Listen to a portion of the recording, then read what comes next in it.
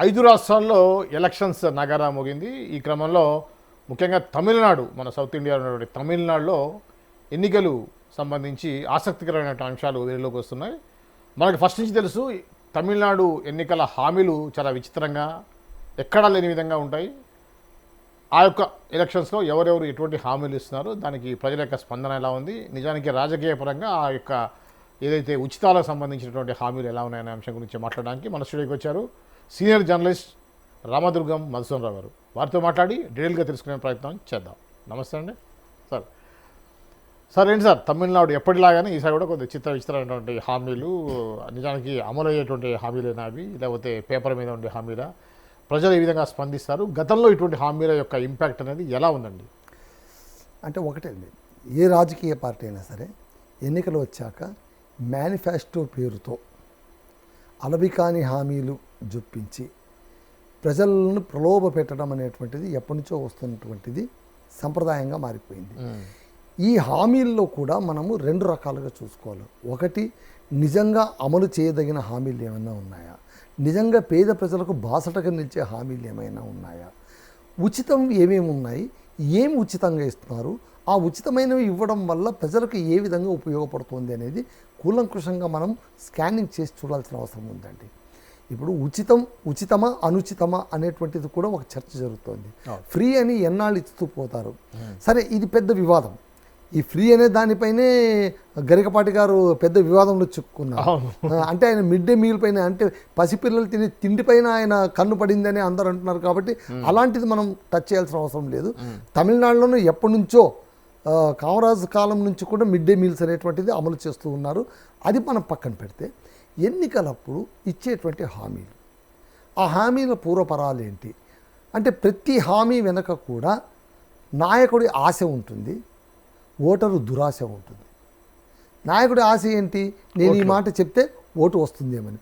Voter దురాశ ఏంటి, నేను ఓటు వేస్తే ఇది నాకు వచ్చేస్తుందేమోనని. అంతెందుకండి, మీరు చాలా జాగ్రత్తగా గమనించండి. స్వాతంత్రం వచ్చినప్పుడు, దేశానికి స్వాతంత్రం వచ్చే ముందు అందరూ ఏమని పుట్టి చేశారంటే, మనకు స్వాతంత్రం వస్తే ఏమొస్తుంది? సామాన్యులు అడిగారు. అవునయ్యా, దేశానికి స్వాతంత్రం రావాలి అంటున్నారు, బ్రిటిష్ వాళ్ళు పోవాలి. అవును, పోయి మనం పాలన మొదలు పెడితే మనకేం ఫాయిదా అంటే, అరే ఏమనుకున్నావు నువ్వు, మనం గనక అధికారంలోకి వస్తే మనం ఏదైనా చేసుకోవచ్చు, మనల్ని ఎవడు అడిగేవాడే లేదు, మనకు కంప్లీట్ స్వేచ్ఛ ఉంటుందంతే అని చెప్పడం వల్ల స్వాతంత్రం వచ్చిన తొలినాళ్ళలోనే అరాచకాలు పెరిగిపోయాయని అవును. ఇప్పటికీ మనకు గ్రేట్ సేయింగ్ ఉంది ఏంటంటే, ఎక్కడైతే స్వేచ్ఛ ఉంటుందో అక్కడ బాధ్యత కూడా ఉంటుంది, ఎక్కడ హక్కు ఉంటుందో అక్కడ బాధ్యత కూడా ఉంటుంది. ఆర్టీసీ బస్సు ఎక్కడం నీ హక్కు, టికెట్ కొనడం నీ బాధ్యత. అర్థమైందా? కానీ మనకు సగం మాత్రం గుర్తుంటుంది, సగం గుర్తుండదు అనే పరిస్థితికి వచ్చింది. ఇక్కడ కూడా ఏంటంటే, ప్రజలకు ఉచితాలు కల్పించడం ద్వారా వాళ్ళను, అంటే ఒకనొక సేయింగ్ ఏంటంటే, వాళ్ళని సోమరిపోతులుగా ఏమైనా మారుస్తున్నారా అంటే, సోమరిపోతులుగా మార్చడం అని కాదు, వాళ్ళను ప్రలోభ పెడుతున్నారేమోనని ఆలోచించాలి. ఎలాంటి ఉచితాల వలన? అలాగే ఇప్పుడు ఫర్ ఎగ్జాంపుల్ పేద మహిళలకు ఈయన 8 గ్రాముల బంగారం ఇస్తానని విజయ్ తన టీవీకి పార్టీ తరఫున ప్రకటించాడు. నేను 8 గ్రాముల బంగారం ఇస్తానని. అలాగే తులం బంగారం అని ఇక్కడ మనకు తెలంగాణలో అన్నారు, అక్కడ కూడా బంగారం ఇస్తామని అక్కడ కూడా అన్నారు, బంగారం ఇస్తామని. సో ఇక్కడ బంగారం అనేది కొత్తగా వచ్చి చేరింది. మీరు చాలా జాగ్రత్తగా గమనించండి. పూర్వకాలం నుంచి వచ్చినటువంటి గత కొన్ని దశాబ్దాల కాలంగా వచ్చినటువంటి ఎన్నికల హామీల్లోన బంగారం లేదు. బంగారం ఎందుకు రావాలి చెప్పండి? బంగారం ఇట్ ఈస్ అ లగ్జరీ. దానివల్ల పేదల బతుకులు ఏమైనా మారిపోతాయా?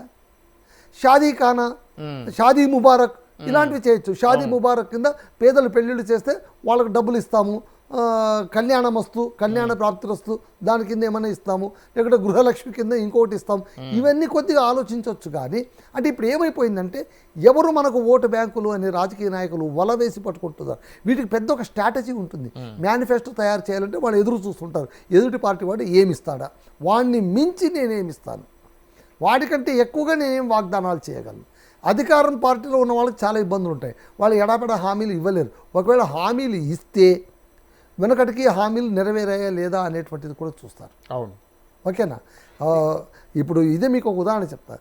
వైఎస్ రాజశేఖర రెడ్డి గారు ఆయన ఒక టీవీ ఛానల్కి ఇస్తున్నట్టు ఇంటర్వ్యూలోన ఆయన ఒక మాట అన్నారు, ఎప్పుడు కానీ హామీలు ఇచ్చినప్పుడు ప్రజలు విశ్వసనీయతను కూడా గుర్తిస్తారు. మీరు ఎడాపెడా హామీలు ఇచ్చినంత మాత్రాన నమ్మి గొర్రెలుగా వాళ్ళు మీకు ఓట్లు వేయరు. గతంలో ఇచ్చారా? ఇప్పుడు ఫర్ ఎగ్జాంపుల్ ఇప్పుడు ₹2 కిలో బియ్యం ఎన్టీ రామారావు గారు ప్రవేశపెట్టారు. అది గొప్ప సంస్కరణ. ₹2 కిలో బియ్యం అనేటువంటిది ఎన్టీ రామారావుని ప్రజల గుండెల్లో దేవుడిగా నిలబెట్టినటువంటి స్కీమ్. అప్పటిదాకా ఎవరు ఊహించలేదు. ఆ తర్వాత అంతకంటే తక్కువకి ఇస్తామని కాంగ్రెస్ చెప్పినా కూడా నెక్స్ట్ ఎలక్షన్స్లో ప్రజలు నమ్మలేదు. ఆయన అన్నారు వైఎస్ రాజశేఖర రెడ్డి గారు, అంతకంటే తక్కువకి మేము ఇస్తామన్నా కూడా ప్రజలు ఎందుకు నమ్మలేదంటే వీళ్ళు ఇస్తారన్న గ్యారెంటీ ఏంటి? ఆల్రెడీ ఇచ్చినవాడు ఒకడు ఉన్నాడు, వాడిని మనం ఎందుకు నమ్మరాదు? కాబట్టి ఎప్పుడైనా కానీ హామీలు ఇచ్చేటప్పుడు చాలా జాగ్రత్త. అంతెందుకండి, వైఎస్ రాజశేఖర రెడ్డి గారు పాదయాత్ర చేసేటప్పుడు ఆయన ఉచిత కరెంట్ ఇస్తాను అన్నాడు, రైతులకు ఉచిత కరెంట్ ఇస్తాను అన్నాడు. రైతులకు ఉచిత కరెంట్ ఇస్తాను అన్నప్పుడు ఇదే నారా చంద్రబాబు నాయుడు గారు ఏమన్నారు? ఉచిత కరెంట్ ఇస్తే కనుక కరెంటు తీగల పైన బట్టలు ఆరేసుకోవాలి అని. అంటే ఆయన ఒక అర్బన్ అంటే ఒక కార్పొరేట్గా ఆలోచించాడు. ఆయన ఒక కార్పొరేటర్గా ఆలోచించారు, కార్పొరేట్ సిఇఓగా ఆలోచించారు. కానీ ఒక ముఖ్యమంత్రిగా సంక్షేమం అమలు చేసినటువంటి ఒక ముఖ్యమంత్రిగా ఆయన ఆలోచించలేకపోయారు. అది కష్టమైనా సరే మనం సాధ్యం చేస్తే బాగుంటుందా అది అమలు చేసి చూపించారు, అది అమలు చేశారు. వైఎస్ రాజశేఖర రెడ్డి గారు 3 కారణాల వల్లనే ఎప్పటికీ నిలిచిపోతున్నారు ప్రజల గుండెల్లో. ఒకటి వచ్చి పేదలకు ఆరోగ్యశ్రీ ద్వారా కటిక పేదలకు కార్పొరేట్ వైద్య సేవలు అందించగలిగారు. అది ఎవరు కల్లో కూడా ఊహించినటువంటి విషయం, అది కల్పించారు. రెండవది వచ్చి ఏంటి? వ్యవసాయానికి ఉచిత కరెంట్ ఇవ్వడం. మూడవది విద్యార్థులకు ఫీజు రీయింబర్స్మెంట్. మళ్ళీ ఇన్ని సంక్షేమ కార్యక్రమాలు అప్పట్లోనే అందరూ కూడా ఇవి అమలవుతాయా లేదా అని ఆశ్చర్యపోయారు. కానీ అవి వాటిని అమలు చేశాడు. అందుకే ఆయన గొప్పవాడయ్యాడు, అందుకే ఆయన రెండోసారి కూడా గెలిచాడు. సో ఇప్పుడు దాన్ని ఏం చేశారు మీరు చూడండి. ఇప్పుడు ఉచిత కరెంటు పైన ఎవరైనా ఏమైనా మాట్లాడుతున్నారా? ఎవరు మాట్లాడట్లేదు. ఇప్పుడు అవే సంక్షేమ పథకాలని గత ఎన్నికల్లో చూసుకుంటే, మీరు ఆంధ్రప్రదేశ్ ఎన్నికలు తీసుకుంటే, అక్కడ ఆంధ్రప్రదేశ్ తీసుకున్నా తెలంగాణ ఎన్నికలు తీసుకున్నా కూడా గులాబీ పార్టీని, బీఆర్ఎస్ పార్టీని ఏ హామీలు అయితే వీళ్ళు అమలు చేయరు అనేటువంటి విమర్శించి మొదలుపెట్టారో కాంగ్రెస్ వాళ్ళు, అంతకుమించి హామీలు ఇవ్వడం మొదలుపెట్టారు. వాళ్ళకంటే ఎక్కువ హామీలు బీజేపీ వాళ్ళు ఇచ్చారు.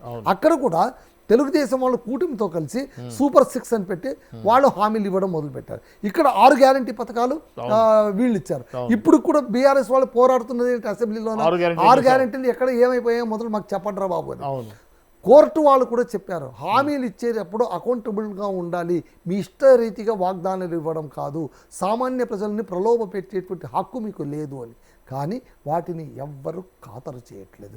ఇక మీరు తమిళనాడు ఎలక్షన్స్కి వస్తే, ప్రజెంట్ సినారియోకి వస్తే, ఇక్కడ ఏంటంటే తమిళనాడులోన ఉచితాల వర్షం కురుస్తుంది. గుంటూరు శేషేంద్ర శర్మ ఒక మంచి కవిత్వం చెప్పారు. ఆయన చాలా అద్భుతంగా మంచి కవి అయినా ఆయన చెప్పారు, ఎన్నికల వర్షం కురుస్తోంది, ప్రజలారా మోసపోయి విత్తనాలు విత్తకండి. ఎన్నికల వర్షం కురుస్తుంది, హామీల వర్షం కురుస్తుంది. ఎన్నికల ఋతువు కాబట్టి హామీల వర్షం కురుస్తుంది, పొరపాటున మీరు విత్తనాలు విత్తకండి, మోసపోతారు అని. కాబట్టి ఎప్పుడు కూడా మీరు చూడండి, ఇచ్చిన హామీలు 100% ఎవరు నెరవేర్చారు. కాకపోతే వైఎస్ జగన్మోహన్ రెడ్డి గారు ఆయన నేను ఏవైతే సంక్షేమ పథకాలు చెప్పానో వాటన్నిటినీ నేను అమలు చేశాను అని చెప్పి ఆయన ప్యాంప్లెట్ పట్టుకుని లాస్ట్ ఎన్నికల్లో తిరిగాడు. ఏమైంది? ప్రజలు అంతకుమించి ఏదో ఆలోచించారు. ప్రజలకు ఎట్లుంటుందంటే ఇది చేసేవి సరే, నువ్వు ఇది చేయలేదు కదా అనేది ఉంటుంది. అలాగే ఈయన ఎవరు జనసేన పవన్ కళ్యాణ్ గారు షణ్ముఖం అనే ఏదో ఒకటి షణ్ముఖ హామీలో ఏదో అని ఆయన మొదలుపెట్టారు. అలాగే ఈయన సూపర్ 6 హామీలని ఈయన మొదలుపెట్టారు. అలాగే 6 గ్యారెంటీలను కాంగ్రెస్ మొదలుపెట్టింది. అలాగే ఇక్కడ అంతెందుకు బీఆర్ఎస్ వాళ్ళు కూడా హామీలు ఇస్తామని అన్నారు. కానీ బీఆర్ఎస్ వాళ్ళ హామీలు ఇస్తామన్నా కూడా పెద్దగా పట్టించుకోలేదు. ఇటు బీఆర్ఎస్ను పట్టించుకోలేదు, అటు వైఎస్ఆర్సీపీని పట్టించుకోలేదు. కారణం ఏంటంటే ఆల్రెడీ వాళ్ళ అకౌంట్లోన క్రెడిబిలిటీ కానీ లేకుంటే కనుక హామీలు అమలు కాకపోవడం. ఇప్పుడు ఒకటండి, హామీలు అమలు అయితేనేమంటారు, అరాచకం పెరిగిపోయింది అంటారు. అసలు కేసీఆర్ గారు ఓడిపోవడం కారణం మీరు చెప్పండి. ఒకటి నిరుద్యోగ సమస్య, అసలు మీరు నోటిఫికేషన్స్ వేయలేదు అని అదొకటి. రెండవది ఏంటంటే మీరు నమ్మరండి, అసలు ఇలాంటి చిన్న కారణాలు కూడా బలంగా ఉంటాయని. ఆయనకు అహంకారం ఎక్కువైపోయింది, అహంకారం పెరిగిపోయింది. ఆయన ఎవరిని కలవట్లేదు, ఆయన ఎవరిని పడితే వాళ్ళని ఎలా పడితే అలా అంటూ ఉంటారు. ఆయన మనకు అవసరమా అంటే ఆ మాటకు ఇన్ఫ్లుయెన్స్ అయ్యారండి, ఆ మాటకు ఇన్ఫ్లుయెన్స్ అయ్యారు. అంటే ప్రజలు దేనికి ఇన్ఫ్లుయెన్స్ అవుతారు అనేది మనం చెప్పలేము. ఇక్కడ ఏంటంటే తమిళనాడులోన ఎన్నికల్లోన అధికార డిఎంకే, ప్రధాన పక్షం అన్నా డిఎంకే, విజయ్ టీవీకే ఈ 3 పార్టీలు కూడా హామీలు ఇస్తున్నాయి. ఒకరిని మించి ఒకరు వాగ్దానాలు. అదేంటి అది పాసిబుల్? 75 రూపాయలకి పెట్రోలు, 5 రూపాయలకి డీజిల్ ఇస్తానంటున్నాడు. ఎంత లాస్ అయింది స్టేట్? మేబీ ఇప్పుడు ఏమైపోతుందంటే కేంద్రం ఎప్పుడు అంతెందుకండి, బీజేపీ కర్ణాటకలో గవర్నమెంట్లో ఉన్నప్పుడు ఈ 2 స్టేట్ల కంటే తక్కువ పెట్రోల్ ఇచ్చింది కదా. అవును, ఇచ్చింది. అది ఇచ్చింది. అక్కడ 100 రూపాయల కంటే తక్కువ, 100 రూపాయలకేమో ఇచ్చింది. ఇక్కడ 110, 105, 106 ఉన్నప్పుడు వాళ్ళు 100 రూపాయలకు అంతకంటే తక్కువ కూడా ఇచ్చేసింది, ఇచ్చి చూపించింది. అంటే ఏంటంటే పెట్రోల్కు సంబంధించి అక్కడ రాష్ట్రాలు వేసేటువంటి ట్యాక్స్ కూడా ఉంటుంది. వాటిని మీరు తగ్గించుకునే కేంద్రం అదే అంటుంది కదా, పెట్రోల్ ధరలు తగ్గించడం మీ చేతిలో ఉంది, మీరు ఎందుకు తగ్గించారు మరి? అంతెందుకండి, కేంద్రం గ్యాస్ ధరలు పెంచితే వైఎస్ రాజశేఖర రెడ్డి గారు నేను తగ్గిస్తాను, 400 నేను తగ్గిస్తానని చెప్పి ఆయన అందరూ హర్షించారు అప్పట్లో. అంటే కొన్ని సందర్భంలోన అసర్టివ్గా ఉండాలి రాజకీయ నాయకులు, కొన్ని సందర్భంలోన నిర్ణయాత్మకమైనటువంటి వైఖరిని ప్రదర్శిస్తే వాళ్ళకి మంచి పేరు ఉంటుంది. ఇక్కడ కూడా ఏంటంటే ఒకరి నుంచి ఒకరు వాగ్దానాలు చేస్తున్నారు. అండ్ ఇప్పుడు చూడండి, అన్నా డిఎంకే ఏం చేస్తుందంటే టీవీలు ఇస్తాం, మీకు ఫ్రిడ్జ్లు ఇస్తాం, ఇంటికి ఒక ఫ్రిడ్జ్ అవసరమా అండి? ఇంటికి ఒక ఫ్రిడ్జ్ అవసరమా? మీకు బాగా గుర్తుంటే జయలలిత ఎన్నికల సమయంలోన ఇవి వెట్ గ్రైండర్లు ఇవన్నీ మిక్సీలు ఇస్తే గనక వాటిని బార్డర్ ఆంధ్రప్రదేశ్కి వచ్చి అమ్ముకున్నారు. జనాలు అమ్ముకున్నారు వాటిని. ఇప్పుడు పేదకు, వాడు కట్టిగా పేద, వాడికి వెట్ గ్రైండర్తో వాడు ఏం చేసుకుంటాడు? వాడు ఏం చేసుకుంటాడు వాడు? ఇప్పుడు ఏసీలు, ఫ్రిడ్జ్లు ఇవి కడుపు నింపుతాయా మనకు? అందుకే చెప్పేది, హామీలు ఇవ్వడంలో కూడా మీ వివేచత ఉండాలి. ఏది ఇస్తున్నాం, దానివల్ల ఎంతవరకు జనాలకు ఉపయోగం ఉంది అనేది. సో ఇక్కడ ఏంటంటే తమిళ వెట్రి కళగం పార్టీ హామీలు అత్యుత్సాహంగా ఇస్తుంది. అదేం చెప్తుంది? టీవీకే, తమిళ వెట్రి కళగం అంటే విజయ్ గారి పార్టీ, ఆయన కొంచెం ఆలోచించి మదింపు చేసినట్టున్నారు. పేదింటి పిల్లలకు ఉచిత ఉన్నత విద్య పేరుతో మీరు ఏ హామీ ఇచ్చినా కూడా జనాలు వెంటనే హర్షిస్తారు కూడా. సో అందుకే చూడండి, మన జగన్మోహన్ రెడ్డి గారు కూడా అమ్మఒడి అన్నారు. దాన్ని అమ్మఒడి సరిగా ఇవ్వట్లేదని చెప్పి కూటమి వాళ్ళు ఏమన్నారు? తల్లికి వందనం. అలా చేసి ఇలా చేసి ఏదో ఒక రూపంగా వాళ్ళు, అంటే ఏంటి, పేద ప్రజలకు డబ్బు చేరవేసేటువంటి మార్గం అది అన్నమాట. అలాగే అన్నదాతలకు రుణమాఫీ, రైతుల రుణమాఫీ, ఇది చాలా పాపులర్ స్కీమ్. రైతుల రుణమాఫీ, ఉచిత విద్యుత్తు, పేదలకు ఉచిత వైద్యం, పేదలకు ఉచిత విద్య, ఇవన్నీ కూడా పాపులర్ హామీలు. ఈ హామీలు నెరవేర్చాలి, అంతేగాని ఎవరు నెరవేర్చినా వాళ్ళకి మంచి పేరు వస్తుంది. అన్నదాతలకు రుణమాఫీ పథకం, ఆర్టీసీ బస్సులో మహిళలకు ఫ్రీ ప్రయాణం ఆల్రెడీ ఆంధ్రప్రదేశ్లో ఉంది, కర్ణాటకలో ఉంది, తెలంగాణలో ఉంది, ఇప్పుడు తమిళనాడులో కూడా పెడతామని వీళ్ళు అన్నాడీఎం వీళ్ళు అంటున్నారు. ఎవరు? టీవీకే అంటున్నారు. ప్రతి కుటుంబంలో మహిళా పెద్దకు 2500 ఆర్థిక సహాయం. మళ్ళీ ఇక్కడ కూడా ఇస్తామన్నారు, అది ఇవ్వట్లేదని కదా. 6 గ్యారెంటీలలో మహిళలకు మీరు డబ్బులు ఇస్తామన్నారు, ఎక్కడ ఇస్తున్నారని కాంగ్రెస్ వాళ్ళని, బీఆర్ఎస్ వాళ్ళు విమర్శిస్తున్నారు. ఏడాదికి 6 గ్యాస్ సిలిండర్లు ఫ్రీ, ఇది కూడా చాలా పాపులర్ స్కీమ్. మీరు చూడండి, ఇవన్నీ కూడా స్టేట్ కంట్రోల్లో ఉన్న వాటన్నిటిని కూడా వాళ్ళు ఇస్తున్నారు. అన్నా విజయ్ సాయంతో, ఆయన విజయ్ కదా, అన్నా విజయ్ సాయం పేరుతో మహిళలకు 8 గ్రాముల బంగారం ఇస్తాడట. ఇది ఇక్కడ మళ్ళీ పప్పులో కాలేస్తాడు. పైవన్నీ కొంచెం ఓకే చూడొచ్చు, కానీ 8 గ్రాముల బంగారం ఎవరికి ఇస్తున్నాం? ఎందుకు ఇస్తున్నాం? ఇప్పుడు బంగారం అనేటువంటి సామాన్యులు కొనే పరిస్థితిలో ఉందా? అయినా బంగారం ఎందుకయ్యా నీకు? సామాన్యులు దాంట్లో అదే అంటారు కదా, ఆకలైన వాడు అన్నం తింటాడు కానీ లవణాన్నము తినును కానీ బంగారం కాదు కదా అన్నారు. ఎంత ధనవంతుడైనా సరే ఉప్పు కలిసిన అన్నంనే తింటాడు కానీ బంగారాన్ని తింటారు ఎవరైనా? తినరు కదా. సో అది అలాగే మహిళలపై నేరాల నివారణకు రాణి వేలు నాచాయార్ ఫోర్సెస్ పేరిట ప్రత్యేక వ్యవస్థను ఏర్పాటు చేస్తానన్నారు. అలాగే షేర్ ఆటోలో స్మార్ట్ ప్యానిక్ బటన్లు, ఆ బటన్లకు సెంట్రలైజ్డ్ కమాండ్ సెంటర్లు పెట్టి అనుసంధానం చేస్తాం. ఈ బటన్లు నొక్కేస్తే కనుక ఇది అవుతుంది అనేటువంటిది. సో అదొకటి. 24 గంటలు పనిచేసేలాగా ఈ కమాండర్ సెంటర్లు చూస్తాం. తమిళనాడు పబ్లిక్ ప్రాంతాల్లో సీసీ కెమెరాల ఏర్పాటు. అంటే ఏంటి? 0 డార్క్ స్పాట్స్ కోసం ప్రయత్నిస్తాము అన్నారు. 1 నుంచి ఇంటర్ వరకు తల్లులకు నెలకు 15,000 ఇస్తాం. నెలకు 15,000, ఏడాదికి 15,000. దీనికి ప్రతిపక్షం అన్నా డిఎంకే అది ఒక అడుగు ముందుకేసింది. ఎవరికి వాళ్ళు పుష్పాశ్రయలో తగ్గేదేలే అనేటువంటి వాళ్ళే. అధికారంలోకి వస్తే ప్రతి ఇంటికి ఫ్రీగా ఫ్రిడ్జ్ రాసుకో, నా సొమ్మేం పోయింది? ఓకే. ఫ్రీ మహిళలకు అమ్మ 2-వీలర్ పథకం కింద స్కూటీ కోసం 25,000 సబ్సిడీ. అవును. ఆ సబ్సిడీని తినేస్తారు. ఉమ్. రేషన్తో పాటు కిలో కందిపప్పు, లీటరు వంట నూనె అందజేత. ఉచిత రేసులో ఇది వీళ్ళిస్తే ఇంకా అధికారంలో ఉన్నటువంటి డిఎంకే ఏం చెప్తుంది, అది కొంచెం డిఫరెంట్గా ఆలోచించింది. అదేం చేస్తుంది, పుదుచ్చేరికి రాష్ట్ర హోదా వచ్చేలాగా చేస్తాము.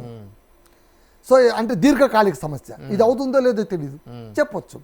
పుదుచ్చేరి ఇప్పుడు ఆంధ్రప్రదేశ్కు ప్రత్యేక హోదా ఇస్తామని చెప్పి ఎన్నికల్లోనూ వాగ్దానాలు ఇచ్చినట్టు ఇది కూడా అనమాట. జాతీయ విద్యా విధానం ఉపసంహరణ. చూడండి, తమిళ ప్రజలకు ఇష్టమైనటువంటిది ఏంటంటే కేంద్రంతో కొట్లాట పెట్టుకోవడం. ఢిల్లీని నువ్వు ఎంత తిడితే గల్లీలో నీకు అంత పేరు వస్తాయి. సో ఇప్పుడు ఏంటి, జాతీయ విద్యా విధానం నో. నీటిని కూడా రద్దు చేస్తాను.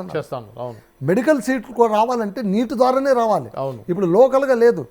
మీ ఇప్పుడు స్టేట్ ఎంట్రన్స్ ఎగ్జామ్స్ ద్వారా వాళ్ళు పాస్ అయిన వాళ్ళకు కేవలం బీఫార్మసీ, ఎంఫార్మసీ ఇలాంటి వాటికి ఉంటాయి. కానీ మెడికల్ సీట్స్ రావాలంటే ఖచ్చితంగా అది సెంట్రలైజ్డ్గా ఉన్నటువంటి నీటి ద్వారా రావాలి. అదంటే నీటిని నేను రద్దు చేస్తాను అన్న.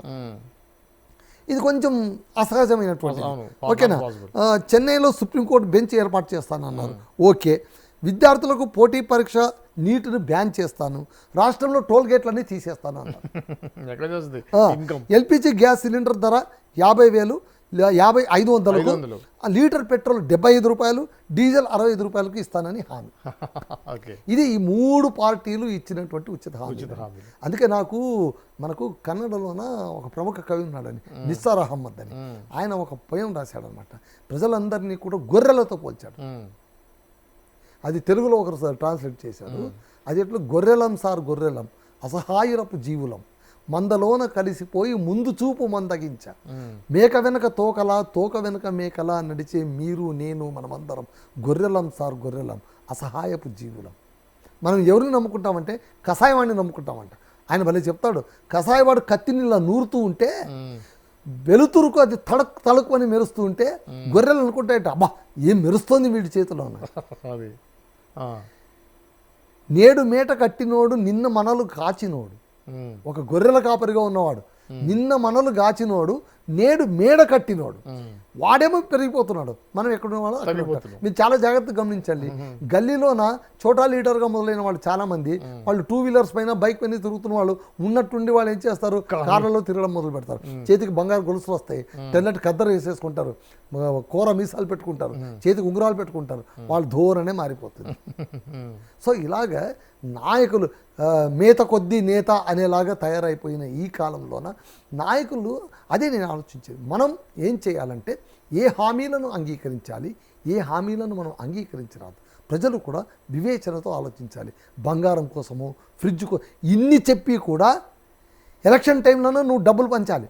మీరు చాలా జాగ్రత్తగా గమనించండి. డబ్బులు పంచాలి, ప్లస్ ఇంకోటి ఏంటంటే కనుక మాకు డబ్బులు ఇవ్వలేదని రోడ్లకి నిరసన చేస్తారు ఎన్నికల టైంలో. ఏం దరిద్రం అండి. ఈ తీరు మారందే మనకు ఇబ్బంది అవుతుంది. థ్యాంక్ యూ అండి, థ్యాంక్ యూ. ఇది అండి ఏదైతే తాజాగా తమిళనాడు రాజకీయాలు ఎలా ఉన్నాయి, వివిధ పార్టీల వాళ్ళ హామీలు ఎలా ఉన్నాయి అనేది మనం చూసాం కదా. మరో అంశంతో మళ్ళీ కలుద్దాం. అప్పటి వరకు చూస్తూనే ఉండండి పొలిటైన్ మీడియా.